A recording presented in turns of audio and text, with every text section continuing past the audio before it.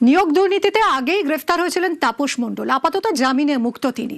আর এবার এই অভিযুক্তই বিস্ফোরক সব তথ্য ফাঁস করলেন। নিয়োগ দুর্নীতির টাকা ঘুরপথে কার হাতে, বিস্ফোরক নিয়োগ দুর্নীতিতে অভিযুক্ত তাপস মণ্ডল। নিউজ 18 বাংলায় এক্সক্লুসিভলি কি বললেন তাপস মণ্ডল, শুনুন।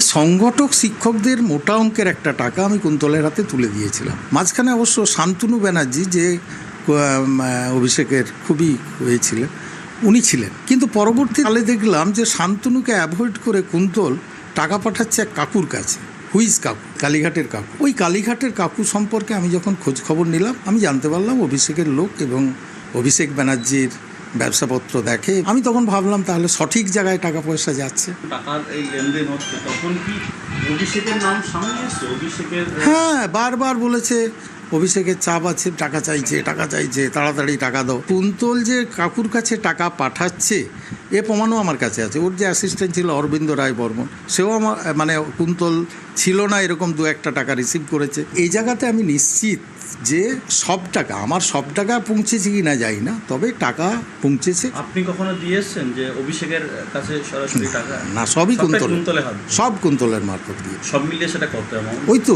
টোটাল আমি তুলে দিয়েছি 19,44,50,000 টাকা। বিস্ফোরক অভিযোগ তাপস মণ্ডলের।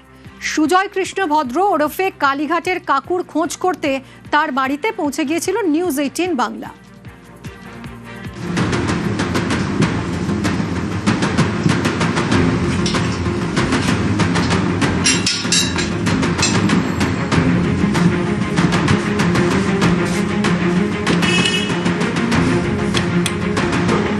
সুজয়বাবু আছেন?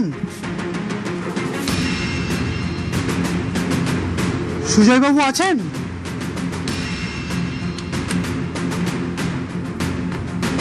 সুজয়বাবু আছেন?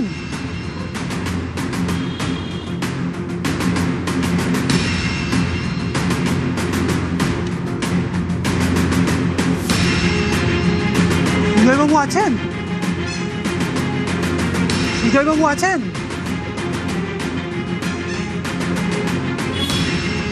সুজয়বাবু আছেন?